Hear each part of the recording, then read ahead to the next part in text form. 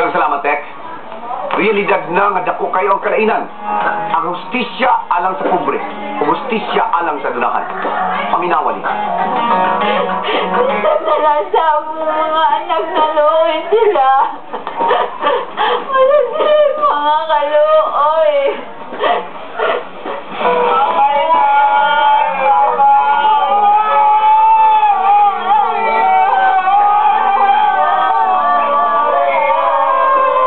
Equal protection of the laws.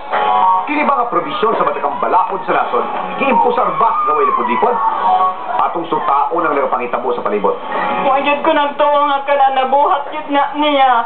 Nasintig yun na siya mga kuan, siya kamatayon ni nasintig yun na siya. Dili yun na tinuod nga mga isyo.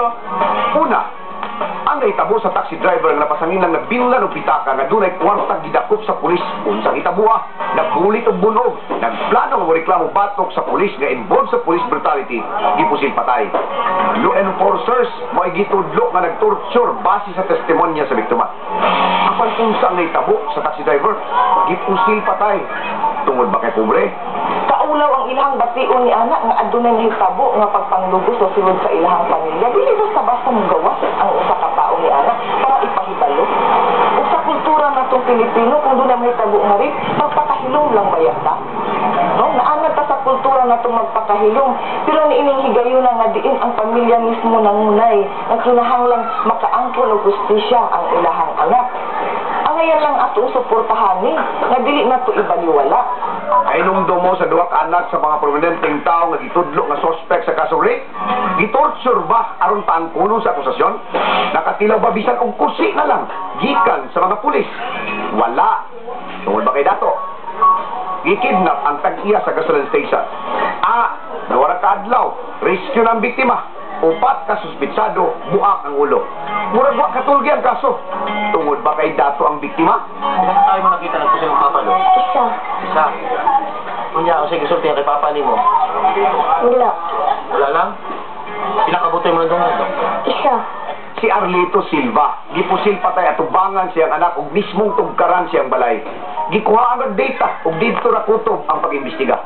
Klaro nga kulang og interes ang pulis nakahatag og hustisya ang kamatayon sa biktima. Tungod ba kay ang balay hinigtan og pisi nga kung maputol ang pisi barong-barong ligid-ligid sa bakilid? Tungod ba kay walay pajero si Arlito Silva? Way gasoline station si Arlito Silva, hikawa na siya og hustisya? Upat lang ni kakaso nga atong gihimong ihemplo aron mapamatud-an ang atong titulo nga duha ka dagway sa hustisya. Hustisya alang sa pobre o hustisya alang sa mga adunahan. Kining upat ka kaso, tip of the iceberg lang kini sa nagapangitabo sa atong palibot. Di ba klaro man sa tumatang balaod nga dapat no one is above the law? Apan nganong lisod para sa itong mga otoridad ang pag-implementar sa balaod nga way lipod-lipod? Mapobre ka man, madato ka man, dapat kung usay nalatid sa balaod, ipatuman. Ang birada sa testigo o saray na lantawan, naara sa kapulisan kung unsa sila magpatuman. Pait lang, kay paglantaw sa katawhan, sakit ang balaod alang sa pobre, huyang ang balaod para sa dunahan. Inyong testigo, Super June Digamon sa GMA Super Radio. God bless us all. Balikan mo tayo.